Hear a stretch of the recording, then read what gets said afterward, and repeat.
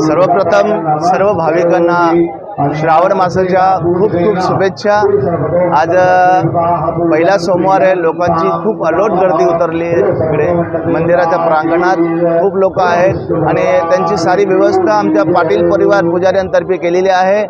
आता सगळे लोक लाईनीत आहेत आणि पोलिसांचा पण बंदोबस्त आहे। सगळ्यांनी दर्शनाला येताना लाईनीत या, सगळी व्यवस्था त्यांची केलेली आहे।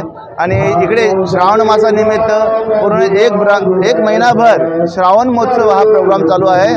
या कार्यक्रमात विविध मान्यवर येतात आणि सगळे भाविक इथे असतात। इथे सकाळी 7 वाजल्यापासून देवाच्या अलग अलग पूजा चालू असतात। आता सध्या इथे रुद्रपूजा चालू आहे। रोज आरती होते 7 वाजता, त्यानंतर 9 ते 11:30 पर्यंत रुद्रपूजा असते सगळ्यांसाठी। कोणी आपण भाविक इकडे येऊन पूजेला बसू शकता। त्यानंतर 1 वाजता भंडारा चालू होतो। भंडारा चालू असतो तो 5 वाजेपर्यंत। नंतर 5 वाजल्यापासून पुन्हा 7 वाजेपर्यंत भजन कीर्तन असतात आणि काही विविध कार्यक्रम असतात। तिथे मेडिकल कॅम्प असतील, सार्वजनिक जे लोकांच्या गरजूप्रमाणे असतात। सगळ्या लोकांना ज्याची गरज असते दवाखान्या मेडिकलची, अशा सगळ्या प्रकारचे कार्यक्रम इकडे होत असतात। आणि 8 वाजता आरती होते पुन्हा आणि रोज 9 वाजता मंदिर बंद होतो। सोमवार असल्यामुळे श्रावणी सोमवार फक्त त्यासाठी फक्त 10 वाजेपर्यंत मंदिर खुलं आहे आणि सगळ्या भाविकांना हर हर महादेव। बाबा येऊन गेल्यापासून गर्दी खूप मोठ्या प्रमाणात वाढली असं दिसतंय। किती लोक येतात दिवसाला आता सोमवार?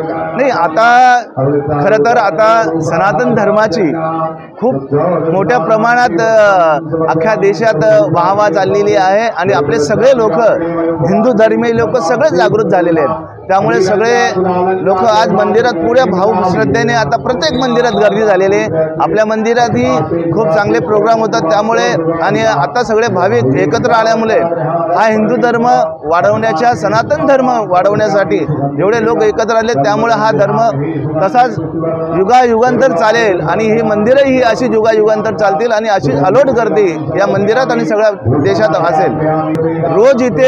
रोजच्या रोज इथे कमीत कमी 5000 लोक जेवणाच्या वेळेस असतात आणि दिवसभरात 20-25 हजार लोक येतात आणि सोमवारी कमीत कमी 70 ते 80 हजार भाविक दर्शनासाठी येतात।